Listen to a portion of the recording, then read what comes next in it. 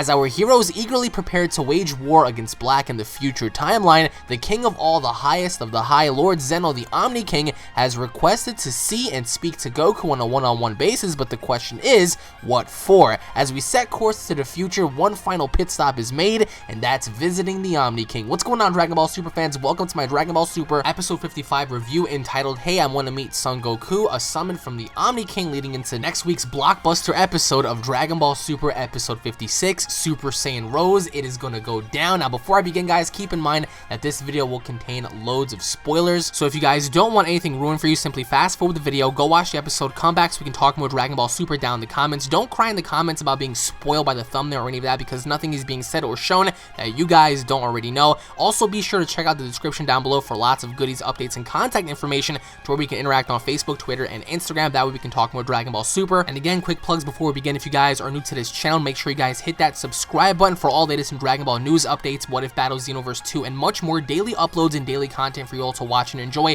So I thank you so much for supporting the channel greatly, as I always do. Be sure to spread the word about Unreal ENT Gaming. The translations were provided by Herms98 on Twitter, just in case you guys are wondering how I was able to pick up on the dialogue prior to the subs coming out. And with that being said, on to the episode now. The episode starts off with us going to Beerus' home planet, with Beerus sitting there very tensely as Goku arrives. He grabs Goku by the face, and Goku wants to know why Beerus called him over here. The Omni King wants to meet him, and Goku thinks it's a bad timing since the time machine is ready to go. And of course, with that being said, Goku wants to go into the future to fight Black, and Beerus seems to be very nervous of this. And we actually get to see, if you guys pay attention here, that Goku's cheeks were really red due to Beerus pinching him really hard. Beerus was really upset on the fact that Goku's intentions were to go into the future due to the fact that the time machine is ready. So we see Beerus warns Goku to behave himself in front of the Omni King, because if the Omni King gets mad, he's going to destroy the entire world, including Beerus as well. So he does not want that to happen. And of course, with that being said, we pan over back to the Capsule Corporation. We see Mai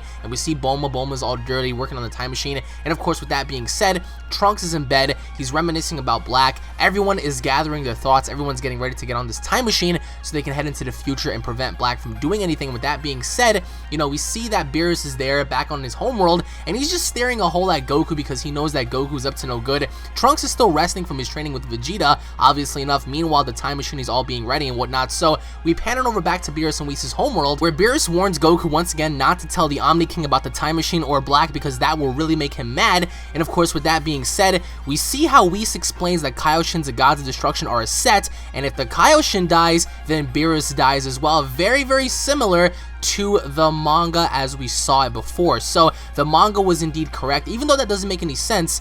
We do understand that without the Kaioshins, the god of destructions, the Hakaioshins, cannot exist. This is where it gets really interesting. So we pan over back to Gowasu and Zamasu. They're still 1,000 years into the future, and we see how Zamasu's behavior begins to change, because in this particular scenario, Gowasu and Zamasu were encountered by one of the barbarians, and as one of the barbarians was about to attack, Zamasu kills the dude, and Gowasu is really mad. There was no reason to kill the barbarian, in which case that's going to change the course of history. And with that being said, we also get to see Zamasu pretty much have a change in demeanor, because after he sliced the dude in half, he literally had somewhat of an epiphany going on. Like he was all glazed out of his mind. And Gowasu was really upset on the fact that Zamasu resorted to killing someone. So everyone keeps warning Goku, actually, that not to piss off the Omni King, because we saw Goku speak to the Supreme Kai and Kibito, and everyone kept stressing and telling Goku, don't speak of Black, don't speak of the time machine, don't speak of anything that you don't want to get mad about. So obviously enough, the Supreme Kai and Whis take Goku on over to presumably enough on the Omni King's homeworld, which again they're introduced by one of his attendees, where he ultimately enough brings Goku, Whis, and the Supreme Kai into the Omni King's home. And as they're walking into this this room to get to the Omni King, Goku asks about this person, and Whis actually says that the person that's guiding them into the Omni King's presumable home is one of the top 5 fighters around. Even Whis is no match for him. So the person that introduced himself right when they got to that, you know, Omni King homeworld planet was the very person that's considered to be one of the top 5 fighters ever. So this dude is even more powerful than Whis, Varus, Beerus, or anybody else. And of course, that's pretty scary to know the fact that even Whis himself said that he is no match for him. So that's pretty scary to know. And of course, with the Omni King, the reason why he wanted him there was because he wants Goku to play with him. And of course, the Omni King says that he always wanted a friend. So the Grand Priest perhaps was also standing there, of course, according to Herms98 on Twitter.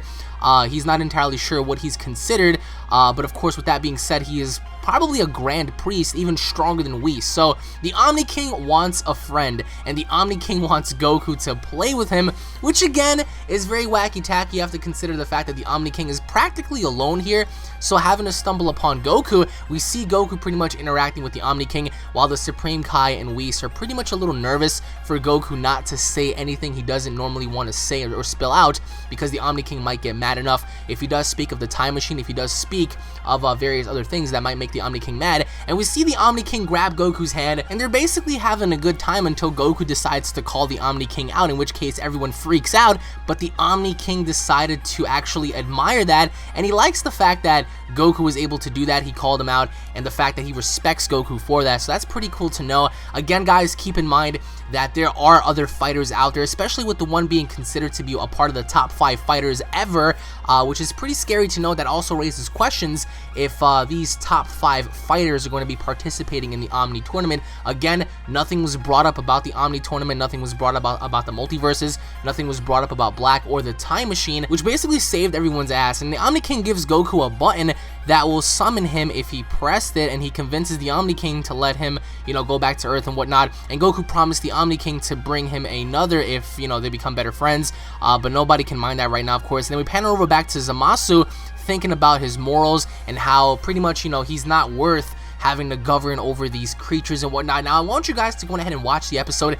Did you guys notice that they were like these purplish, pinkish leaves that were falling all around, Zamasu? And with the rumored transformation having a debut next week, which in fact that is confirmation, Super Saiyan Rose, that seems to be a little odd if you ask me. We see these purplish, flowers and stuff. We see them falling around both Gowasu and Zamasu, and we see Zamasu pretty much laughing as he questions Gowasu about their morals as Kaioshins. And right during this episode, we see Zamasu thinking evil must be destroyed, but Gowasu thinks that there needs to be a balance between good and evil, which contradicts pretty much Zamasu's motives, because if he's talking about evil being destroyed, he's the one that's practically having these impure, thoughts and, moral highs of, destroying all forms of creation because he believes in a better paradise. So right then and there, guys, I think we can all agree that, Zamasu is in fact behind everything. And we see the tea that, Gowasu was holding, that was also changing too, in which case I'll talk more of that in my breakdown review. But nevertheless, guys, this was a very solid episode nonetheless, and in which case we see Gowasu towards the very end of this episode speak to Zamasu about having high morals, and Zamasu obviously thinks that, creating some sort of path of destruction will liberate all evil. And in fact, Gowasu kept telling Zamasu that there needs to be some type of balancing in order for both to exist. But again, keep in mind, guys, we saw these purple, pinkish leaves all around.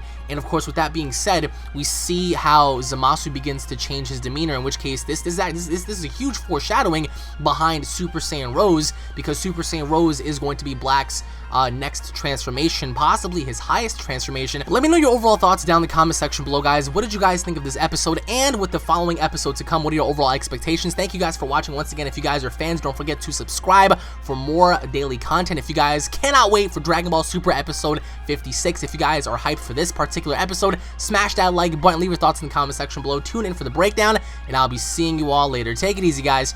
Peace!